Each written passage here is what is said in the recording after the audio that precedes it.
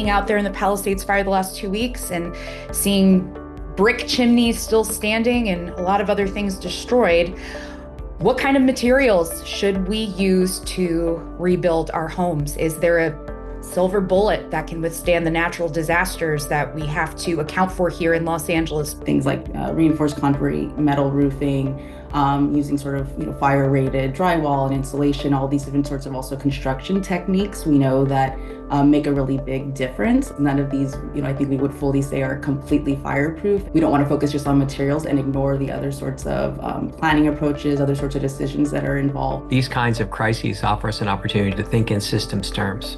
Right, to think about beyond the individual parcel, but to think about how do we rebuild communities in such a way that we take in both the social needs, but also the ecological and both environment, also consequences of the way that we build. It's fascinating to contemplate these timescales because the fires move with such speed and urgency. People want to rebuild quickly, but we need to take our time and be deliberate. Equitable recovery, often what we talk about is it doesn't just include thinking about infrastructural things. It involves thinking about all the different ways that a community can be impacted. And so, I really encourage us to think more holistically about the different ways that, our vulnerable communities are being affected. There's going to have to be thousands upon thousands upon thousands of us who get involved with this with no expectation of compensation.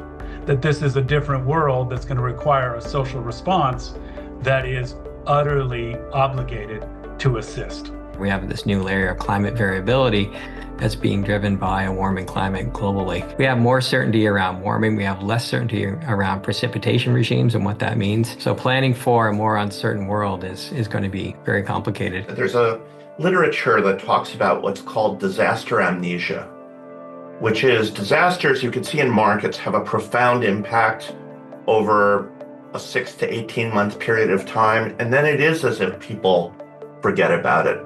And in some ways, this is good because it reflects a kind of human resilience. From a planning perspective, this is where, we can play an important role in terms of thinking about where we actually, allow for development versus not, or encourage it, what that looks like in terms of zoning. This could also be an opportunity to think about what has typically been a struggle in American urban history, and that is trying to find an opportunity to build public spaces where that social capital can be maximized, realized, and reinforced.